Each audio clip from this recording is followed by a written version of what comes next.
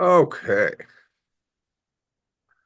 Um, so let's quickly, since I have it open, get the um repository built for this guy. Yeah, I didn't even do the repository. So we're gonna go ahead under GitHub. We're gonna create a new repository. I'm gonna call this guy CSC 2050 Spring 25 Connect 4.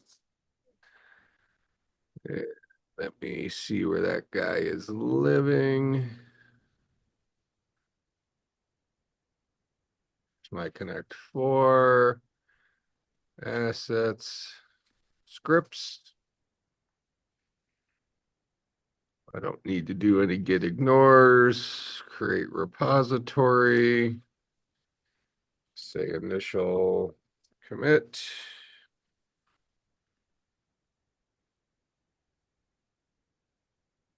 Oh, is it not see changes yet?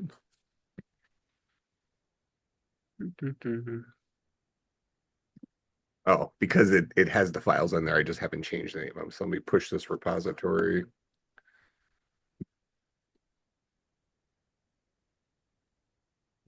Code public.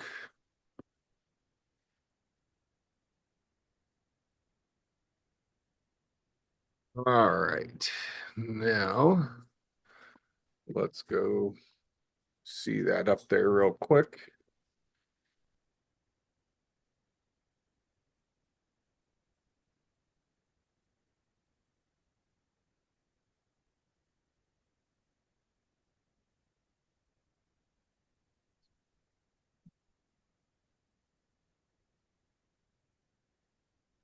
This one? I think that's the one I use.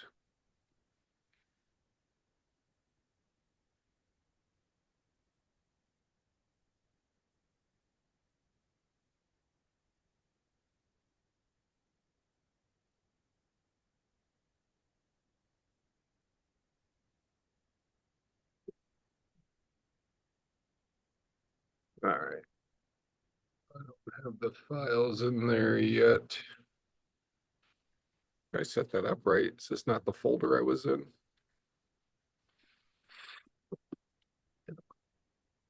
Ready for assets, scripts.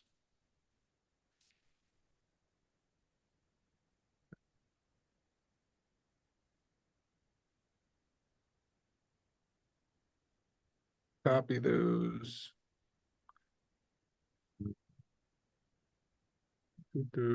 Where's my delete?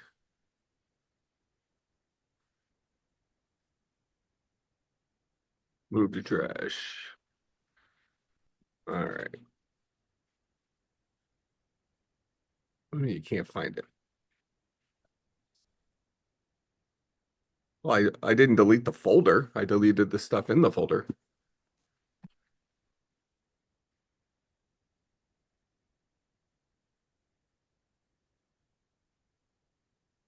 Oh, whatever. I'll screw with it after class. Okay. So at least I have the repository. Maybe I connected it to the wrong thing. I can just delete it and start it again. All right. So we are looking at, I think last time we had made a couple of moves. Let's see. This is our fight scene. Let me kill that. Go ahead. Yeah, you can always turn them down.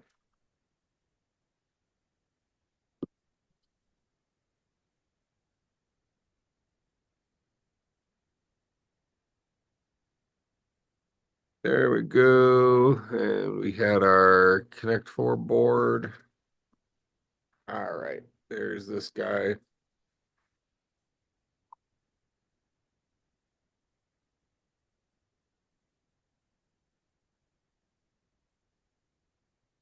All right. So last time, when we build our Connect 4 board, we filled up the board with rows and columns. We gave it a bunch of buckets capable of holding checkers. We then wrote this function called make move, where make move took in the column we're intending to drop the checker into, as well as the color. Give me a second here. I want to make sure I'm sharing my screen. Yeah. As well as the color that we intend to put there if we're able to make a move. We do a couple of just broad checks to make sure that the column they gave us is in the realm of possible. So we make sure they don't give us something less than 0 or greater than the maximum legal column. We then make sure that the very, very, very top row of whatever column they did pick doesn't already have a checker there, which means there's some distance it can drop into the that column. After we get past those two if statements here, then we're at this idea of, okay, it was a legal move, so we want to go ahead and actually make that move. What does it mean to make the move? Well, we're going to enter it into that column, and then we want that checker to move as far down that column as possible to the farthest down row that we can go and have space for it without overwriting another one. So we start off at the last legal row. So that would be the very bottom. And we work our way towards the top of that column. So let's assume we're dealing with like column 2. We intend to drop a checker into the top of column 2. What we're going to do is we're going to go in column 2 all the way at the bottom row and say, is there room for a checker here? If yes, let's check the guy before. Is there room for a checker there? We want to keep going until we find a place where there's not room for a checker. And then the place we're going to put the checker is the last possible place. So we'll walk from the bottom towards the top, ask, is there room right here? If it's equal to null, actually, because we're going from the bottom to the top, we can just say the first time we find a null, that's the place we're going to put the checker. That's the farthest down it can possibly go since we're starting to check from the very farthest part down.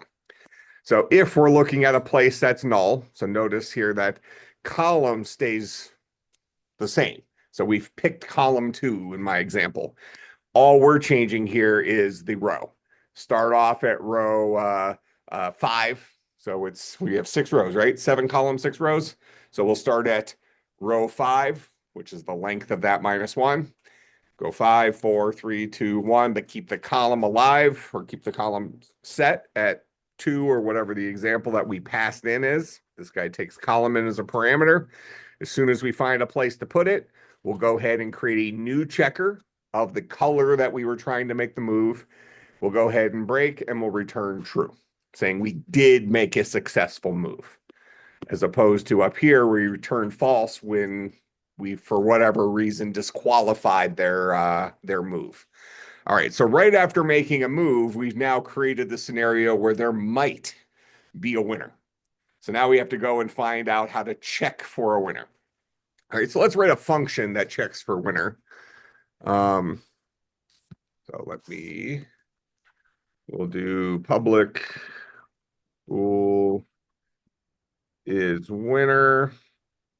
It's not going to take any parameters. So effectively, we're going to go through the entire board checking for a winner. Now, let me ask you this question, hopefully without just giving too much away. It might not have been good code anyways. Do I actually need to check the entire board for a winner? Or can I be more specific than that? What do you think? Go ahead. How? Just by counting to see if any of the counters line up in 4. Well, that is checking the entire board. If I'm just looking to see if there's 4 things somewhere on the board, but if somebody just made a move and there's now a winner, that winner is going to have something to do with the.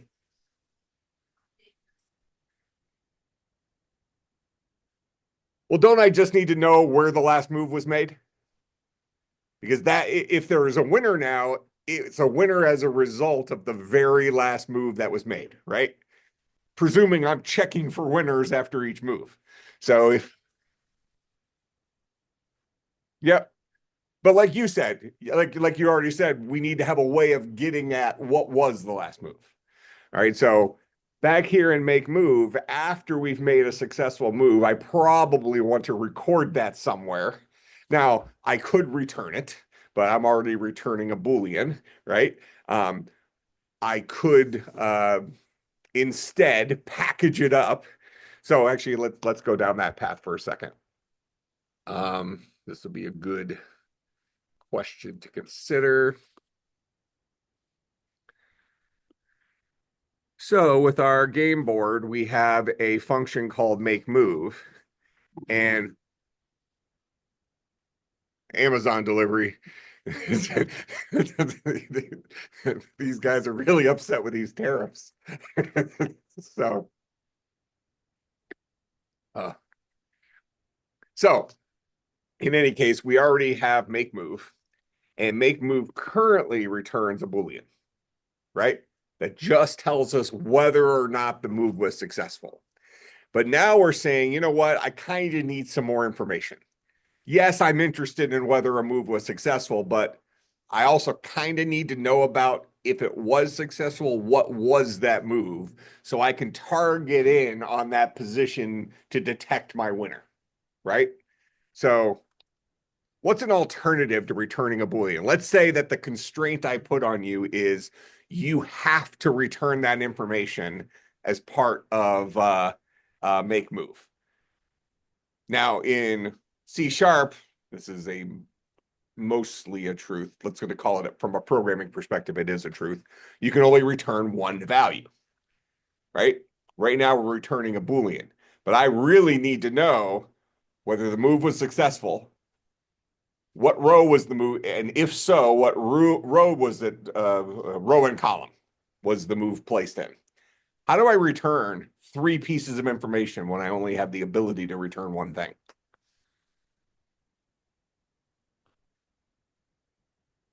Good. Make an object.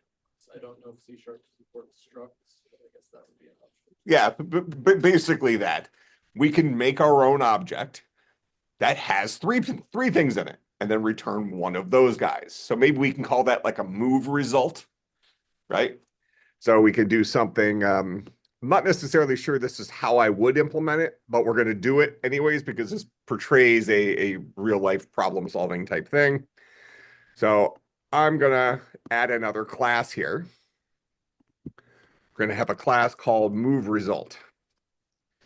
And move result is going to have a couple of different things. We're going to have a success, which is a bool. And then we're going to have a row and a column. And we only need to get the row and column if we had a successful move, right? All right. So let's go and build that class real quick. So what's the lesson we're learning here? It's if you need something to return more complex information than a single value, you need to go and look at one of our tools in our programming languages that allow us to hold multiple things. As he pointed out, we could do this as a struct since we're just holding 3 pieces of information. I believe structs do exist in C#, or we can do it as an object. Now, I did talk about this back in C++ time, so this would have been in a last semester. What is the difference between a struct and an object that we might want to consider right now when we're making this decision? Remember? Go ahead. It's the functions. Objects have functions. Is that right? Okay, so starting point is, in this case here, we're saying I only need to hold 3 values. We haven't really considered if it also needs to do other magic, right? But he's right. With structs, we can only hold name value pairs. It's equivalent to a Python dictionary if you've messed with Python before. Whereas objects can do that, but they can also potentially have functions, behaviors, however you want to think about it. Anything else that we should consider as programmers, the difference between structs and objects? Especially if we're going to be taking this result and passing it around our program. Presumably, when we return a move result, you know, if after a successful move, we return an instance of move result that has true in success, and then whatever row and column where that checker ended up. Probably also need color, right? So we know who potentially won. So now we have 4 pieces of information. So if I have those 4 pieces of information, that's going to be what comes out of make move. Make move. Then I can ask, was the move successful by looking at the success variable of that? And if yes, then I'm probably going to be handing this move result off or components of that move result off to like our check for winner function. Okay. So with all that in mind, since we're kind of passing around this backpack of stuff, what might we consider if we're considering whether to use structs or objects? What else is the difference here? We haven't convinced ourselves that we need functions yet. So let's just for the moment just assume that we don't need functions. We just need to hold the name value pairs. How else are structs and objects different from each other?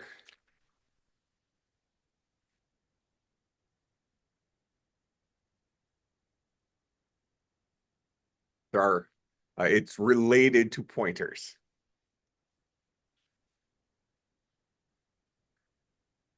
Very related to pass by value versus pass by reference. Structs behave like primitive types, which means so they kind of behave like ints or chars. So if we're passing a struct around, we're passing a copy of that. So the weight of the struct would be size of Boolean plus size of int plus, well, actually we could get away with it with like size of byte, but let's just live in reality. So size of Boolean plus size of int plus size of int plus size of memory address, since color is probably going to be a string. Add all those up. Is it bigger than 48 bits? Yeah. Even just one of our ints, well, the 1.5 ints gets us there. So we can say that if we were taking a struct representation of these name value pairs versus an object representation of these guys, and we put them both on the scale, the object representation of move result would weigh less. Make sense? Now, in the big scheme of things, especially considering the problem we're solving here with the epic Connect 4 game and the amount of RAM our machines have, it doesn't matter, right? But if we're trying to be good computer scientists and we want to think what's actually happening under the hood, in the event that we do have a problem where we do need to think about this, which is becoming a more realistic problem. I've mentioned it in class several times recently, where I've run out of RAM on this machine messing with some of these AI models. It's pretty entertaining. And for those of you who came in late, I also just blew up my server at home from my office about a half hour ago. I guess I was drawing too much power on the house, but my wife thought it was the 3D printers that were making the loud alarm noise. I said, it's fine. She didn't like that answer. All right, so if we put both these guys on the scale, the instance of an object is only going to weigh as much as a memory address. So if I'm going to be passing that thing around, I'm passing something that weighs less. So if we apply that to real life, we think, oh, it probably makes sense to pass something that weighs less than to pass something that weighs more. So that's what we're going to do. All right, but that's something you can put in your head when you're choosing which of these things to use. It's also an interesting trivia thing to consider, because we did talk about, and this is what drove his initial question was, if structs exist in C#. C# brought a couple of things back that Java took away. And when we originally were talking about Java, we talked about some of the decisions that they made for us that were maybe short-sighted. And one of those things is they removed structs because they figured, oh, well, isn't a struct just an object without functions? So can't you just create an object, put fields in there and public fields and be done? That's a struct, right? Mostly, except objects behave. Objects are passed by address, where structs are passed by value. And since Java doesn't have a way, doesn't have a syntax for us to differentiate those things when we do want something to behave as if it's passed by value, if we passed a struct around and we made a change, that change would not be permanent. So if I pass, we've seen us write functions where we worked with just an int, for example. If I pass an integer into a function and I change that integer inside that function, and then that function eventually ends, and we try to display the integer that we originally passed in, it would not be changed because it was a copy of that integer was passed in. Ints are passed by value. Structs would be the same thing. If I passed a struct into a function and I changed one of the values inside that struct, after that function's over, the struct has, well, it didn't really revert. The change struct has died. It's disappeared because that became a local variable of that function. So we're back to our original values that were stored in the struct. Where an object allows us to make changes to the object, and those changes can then be experienced outside of this function after it's ended, because we were working with the actual real memory address that where that object lives. One of those isn't necessarily better or worse than the other, but it might be important to know that when we're doing something and we expect a certain result. Does that make some sense? All right. And we actually saw that when we looked at arrays in C++. Remember, we had that, the syntactic sugar for creating an array in C++, where we could just do int AR like that versus int what would it be? Int pointer AR is equal to new int 5, something like that. Int 5 or int pointer AR is equal to int pointer version of malloc 5. Actually, this is number of, that's fine. That'll work. So we have 3 options there. As a programmer, you're going to look at this and say, oh, I like that first one. Less stuff, right? And as long as you're not going to be using the value stored in that array outside of the scope where it was born, it's fine. But you want to go into that problem with knowledge that what's actually going on here. This guy right here is a local variable only. It will disappear as soon as that scope ends. Where these guys are both passed in as pointers, so we have memory addresses that will persist beyond being passed into a function, that function then ending and us reverting back. Okay, so these are things that programmers need to consider, especially as we're passing values around our program. And now as we're becoming more advanced programmers, solving more complex problems, this idea of passing things around becomes much more of a reality for us, right? And we've already been warned not to abuse singletons. Because that's always the easy cop-out, right? Anything we need to use somewhere else in the program, just toss it up into the singleton and I'll get to you later. I mean, I'm guilty of that too, but we want to go through this process, especially as we start working on more important software or start working in teams with other people that either A, we don't want to embarrass ourselves in front of our boss, or we want to look like we know what we're doing instead of just randomly changing stuff until it works. All right, so my general opinion is it's much more common to make a change to something with the expectation that that change will be accessible outside of that function than it is for you to want to change something specifically so that it's not felt outside of a function. Anytime where that's really important, you might just create a copy of it yourself. I think we talked about in Java, they have a function called clone, where you can just tell an object to make a duplicate of itself, and then any changes we make, no big deal. That was when you cloned it, it became a local variable. It's effectively being passed by value at that point.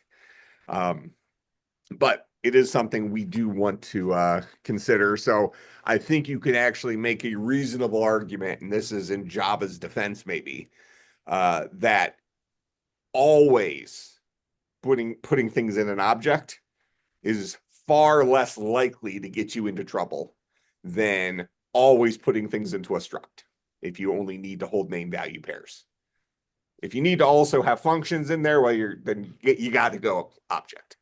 I just don't think it's very common that you're going to run into a situation. It would be much more common for you to have an object that you just choose not to make changes to, so it doesn't matter if it's felt outside of the function or not. All right, so we're going to create an object of move result. We're going to put the pieces of information that we need to know external to this guy inside of that function. And now instead of returning a Boolean, we're going to return this backpack.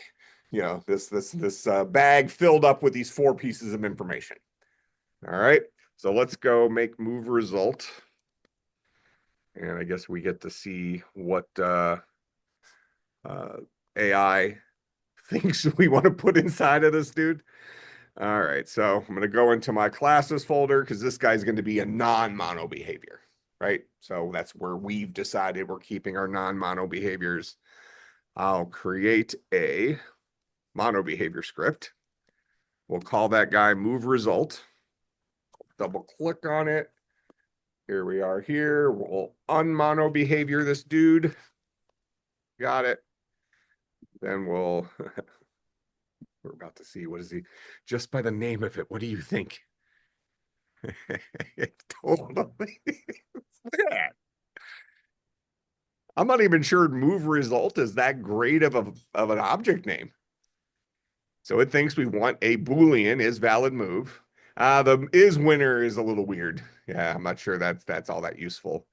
Then row and column. Oh, it doesn't think we need color. maybe we'll come back and just have we also need a winner.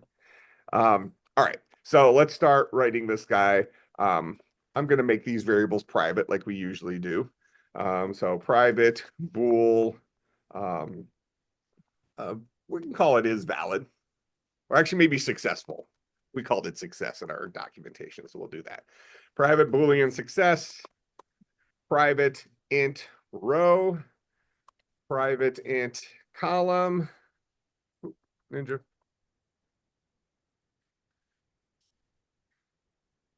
Oh, now it caught on to the string thing. Private string color.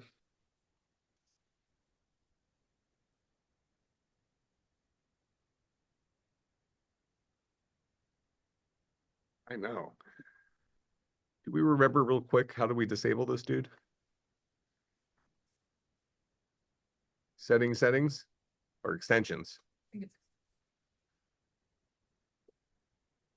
All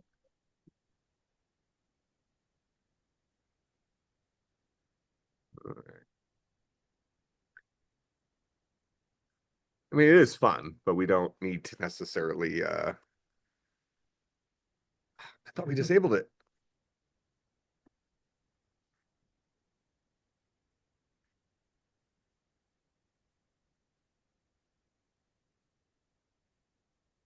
Oh, thank you. Okay. Just Copilot.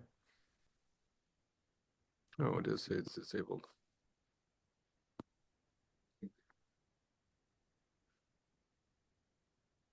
It's just you end up just gutting the thing.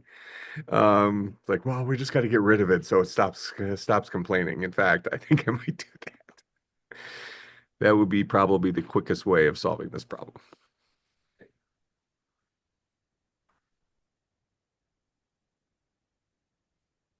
Okay, so we presumably are good. It's in the machine. All right, I think it wants me to restart anyways, doesn't it? Restart the update. Some of those old Star Trek episodes where once it's in there, it's now or Lawnmower Man. That's probably before most of your time. The movie Lawnmower Man. It's a good VR movie. All right. So move result. All right.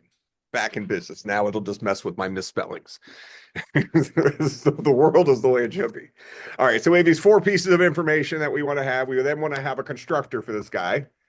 So public move result. And we want this guy to take in a bool. Success, an int row, an int call, and a string color. This dot success is equal to whatever was passed in for success. This dot row is equal to row. This dot call is equal to call. I'm already missing it. This dot color is equal to color. All right, so now we have, oh, do we call it column? Call it column.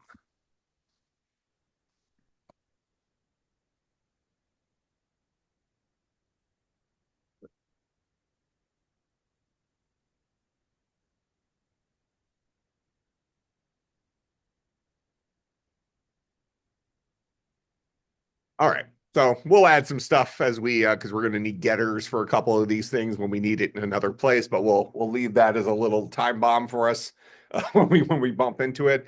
Right now we have enough to build one of these guys. So let's jump back into our Connect 4 board. Now instead of us returning a false or a true, we need to make one of these objects. And we know that this object is going to get built one way or another, right? So we can actually go ahead and initially build it. And what I'm going to do is I'm going to go back to move result. I'm going to create a second constructor.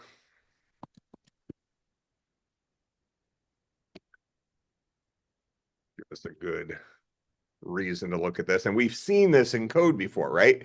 We've seen when we looked at documentation that sometimes there are objects that have more than one way of building them. So in this case, we're going to say, you know what? I want to be able to build one of these guys off of just off of actually, let's say just the column. Because we definitely have the column coming into this function. You know what? I think it's going to be cleaner if we just say we build it off of nothing. We had the column, but we'll just put the column in later and that'll keep it all in one place. So to build a move result out of this, we're going to have to go ahead and default all these things. So by default, as far as we know, this has not been a successful move. So we'll set that to false. We'll set row to -1, column to -1, and color to, I don't know, NA or something like that. You didn't actually have to set these because we know as the programmer that we're going to be actually going and setting all 4 of these values when we finally have them. But at the very least, we can just make the assumption of an unsuccessful move right from the get-go. And if we have an unsuccessful move, do we actually have to go and change any of those other 3 values? If we didn't make a good move, we don't need the additional information about the move that we didn't make, right? So we can just leave these -1, -1, NA stuff in there because we know we're not going to end up using that object. We're just going to check whether the move was successful. And as soon as we see that it wasn't, we will try to make a new move. All right. So now we have another way of building a move result. So we're going to go ahead and give ourselves a starter move result inside of our Connect 4 make move. So we're going to create a move result. Call this guy just result is equal to a new move result. And we're going to build it out of that version of the constructor. Now we could say right now that we don't even see a need for that other constructor. We could make that argument. In fact, we probably aren't even doing this in the best possible way. We're kind of forcing it for this example, but we'll just keep rolling with that. So we're going to make the assumption of a bad move initially, then we'll update our object in the event of a successful move. All right. So wherever we return false now, I can actually just return the result. Well, I also need to change my return type from bool to move result. So instead of returning a false here, we're going to return result, which is an instance of move result where success is already set to false. Return result here. Then once we've made our move, we need to now start adding in some information to our object. So once we have made a successful move, we're going to go ahead and, because right here on line 42 right now, that's where I now know a move has been made, and I have all the information I need to flesh out my move result with the correct data that I ultimately want to return. Go ahead. Well, we can't return true anymore. Notice, see how it's screaming at us? Because we have advertised now that we're returning something of type move result, no longer a Boolean. So we'll get down and fix this here in a second. But we need to now update our instance of move result called result. We need to update it with success being true, the row that we actually finally put the checker in being in there, the column that we put the checker in there, and then also the color of the checker for the successful move. No, result is a move result. All right, so in order to do these, we now need setters. Now we could go back and say, you know what? If we want this thing to behave like a struct, can't we just kind of set those things? Okay, so what we're going to do is we're going to make them public now. So it behaves like a struct, and we'll only turn back around and change this in the event that we feel like we have to. So let's kind of give ourselves the structy version of a move result. So I'll just go ahead and make these guys public.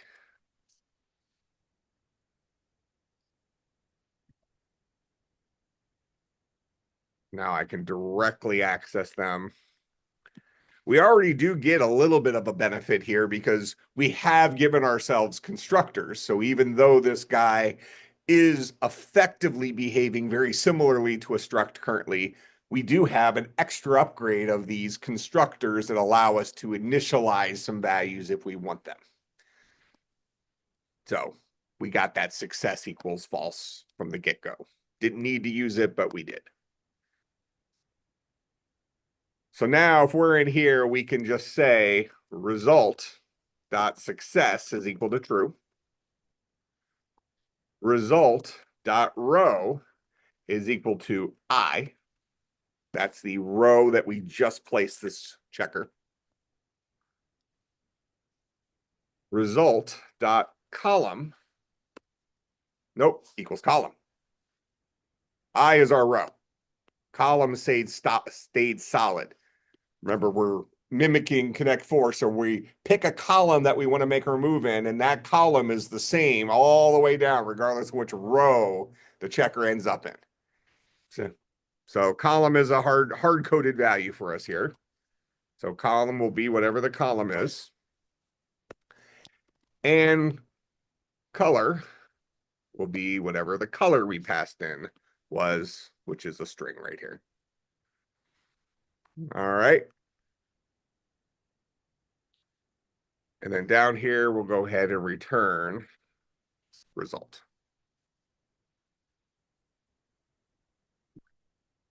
All right. So now we've packaged up additional information that we want to be able to return from our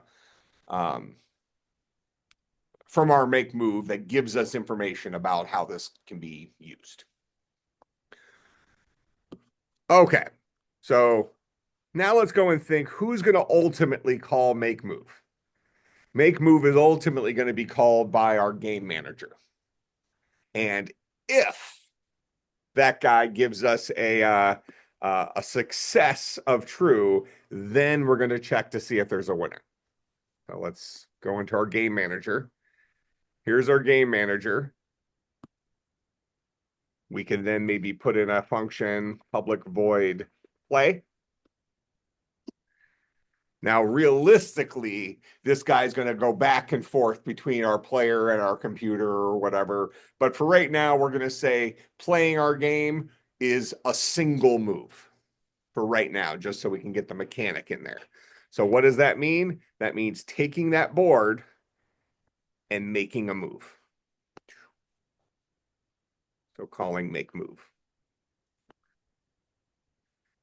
So this dot the board dot make move, and we need to give this a column. So we're just going to pretend like we put in a 2 for the column we're trying to make the move in. And then color is going to be red, because obviously you have to have fire before there's smoke. Not the rules.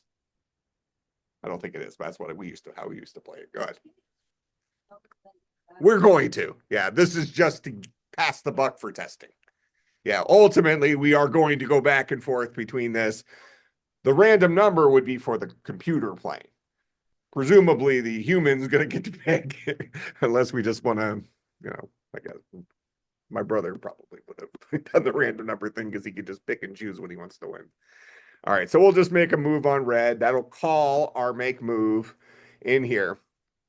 Now, when we get make move, this guy's going to give us a move result.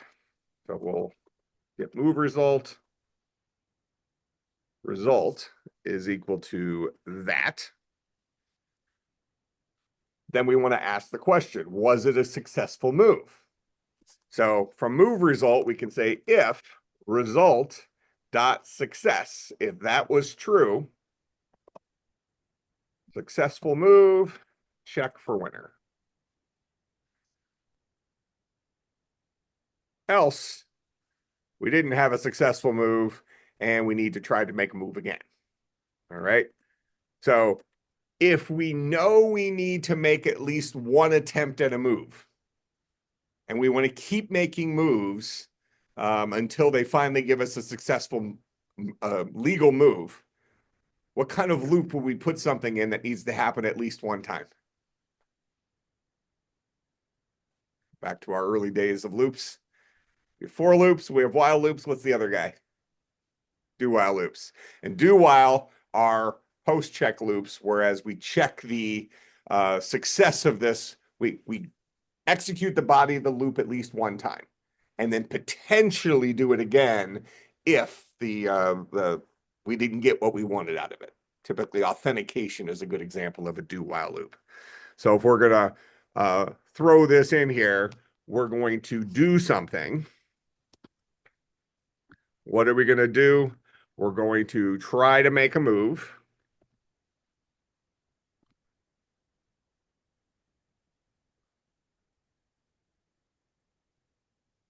Actually, what I'm going to do here is I'm going to say move result. I'm going to put that before our thing here. Inside of our code, we're going to say result is going to be equal to whatever's returned by make move. We're going to keep doing this as long as result dot success is equal to false.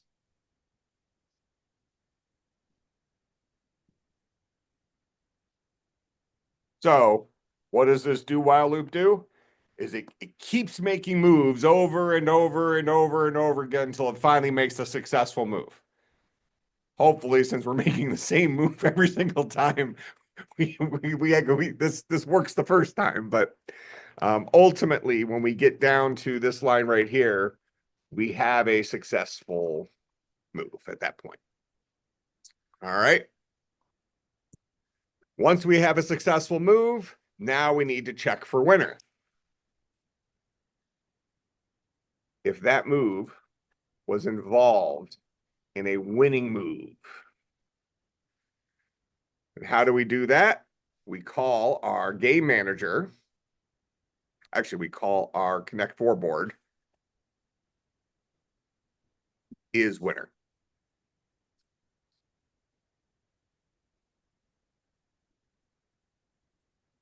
This dot the board dot is winner.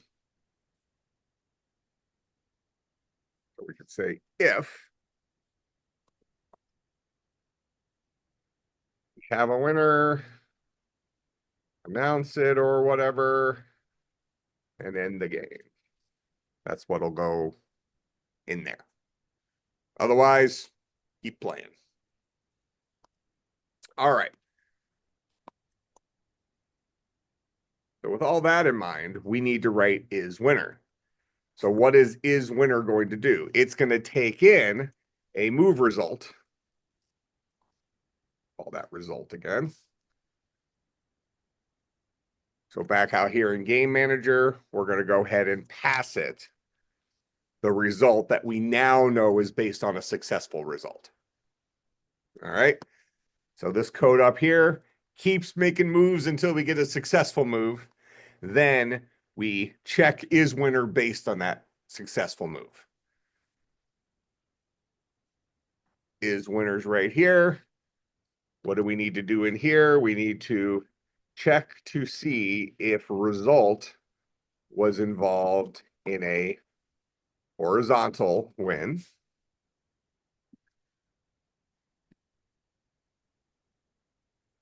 A vertical win.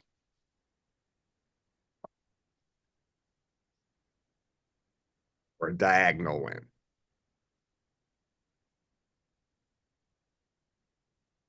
Return true if yes, and false if no.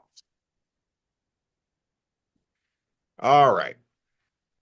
So, our homework is going to be that. What I'm going to do as a starting point for this is I'm actually going to move this logic into, I think for this initial testing phase, this is going to be easier to test. I'm going to move this logic into a online GDB project with our 4 classes in it or whatever. So you have a running program to test this with. Then once we have the code working, then we can drop it back into Unity to keep having it play. That way you have a starting point that functions. Sound good? All right, so that's what the homework's going to be. I'll put together that object real quick. It'll probably be up, I don't know, around 1 p.m. or something like that, or sometime this afternoon, and give you the link to the thing on online GDB. Questions, comments, concerns, bribes? All right, I'll see everybody on Monday.